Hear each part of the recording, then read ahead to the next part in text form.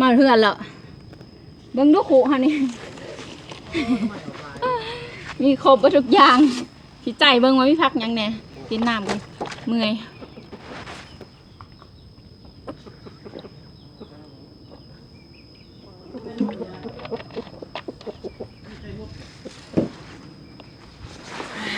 มาพักติวห้องกับบักงามๆหนึ่ง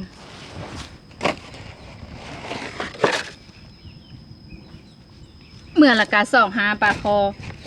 ต้มใส่พักติวแล้วดอกกระเจียวเฮาได้บ่เนาะหรือว่าสิได้แต่พักติวนี่บ่อันนี้พักติวบางคนก็เคยกินบางคนก็บ่เคยกิน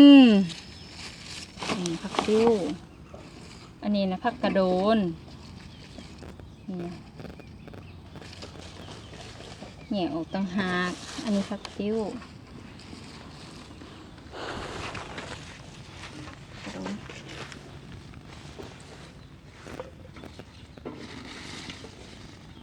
หลายๆได้ผักติ้ว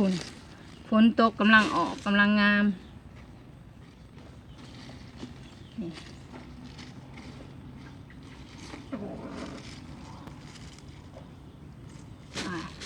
มันหลายโพดลงบอลไว้อันนี้ก็อันนี้เฮ็ดในเฮ็ดมาหน่อยหนึ่งใส่แกงน้ำไม้จากไงนี่กระของที่เขาเก็บอันนี้ผักอีกอย่างหมดอีกอย่างก็ไม่รู้ผักซีมือกล้องเขาบอกว่าผักซีป่ามือกล่องเขาก็เป็นคนบ่ค่อยปากก็นิดบ่ปากบ่เว้าย่าง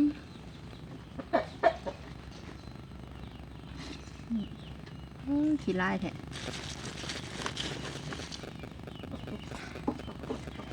ดอกกระเจียวของเฮาไปหาเด้นี่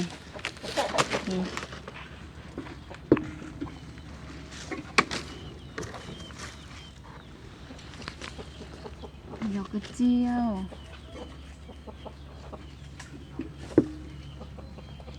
โอ้บ่ายโมงแล้ว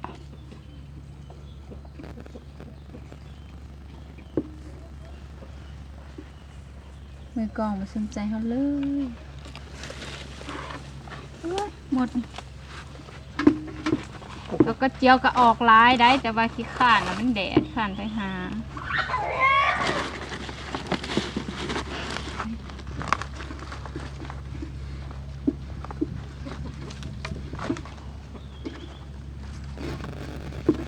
ได้หลายเติบเลย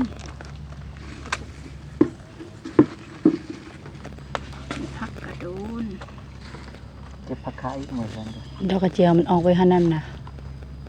อยู่พุ่นนะ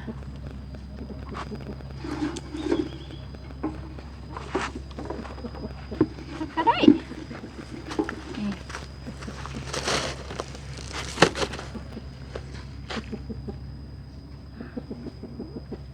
เมื่อยอันนี้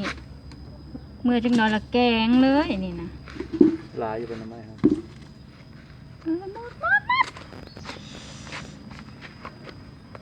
เสียบจะปลาใส่เลยก่อนเด้ข้างหลังนี่นี่ต้นมะขามอยู่เทียงนาอยู่หายอยู่นาคือเก้าอะไรโดนมาเธอหนึ่งโดนมาหายมานาเธอหนึ่งตีเห็ดเบียกไม่ได้มาได้ดีมีโอกาสได้มากเลยถ้ากันมาหาหน่อไม้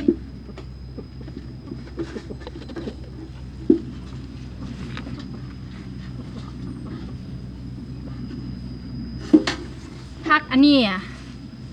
แมงนี่เข้าไปผักอันนี้อ่ะคนไทยบางคนน่ะต่างจังหวัดอาจจะเคยกินแต่ข่อยก็ไม่เคยกินหรอกเขาว่ากินเป็นเก็บมาซื้อๆจะผักอีกอย่างวะ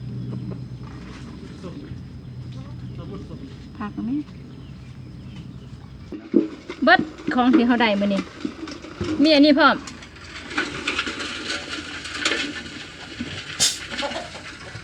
เรียกคนไปขุดขอไปเก็บผักคุณนั้นไปขุด คุณแมงจิรอมื้อนี้เท่าไรเนาะไม้ผักกระโดน ดอกกระเจียวผักติ้วพ่อมื้อนี้นะได้ซ้ำนี่แหละมีเห็ดขาวหน่อยนึงอันนี้ก็ผักติ้ว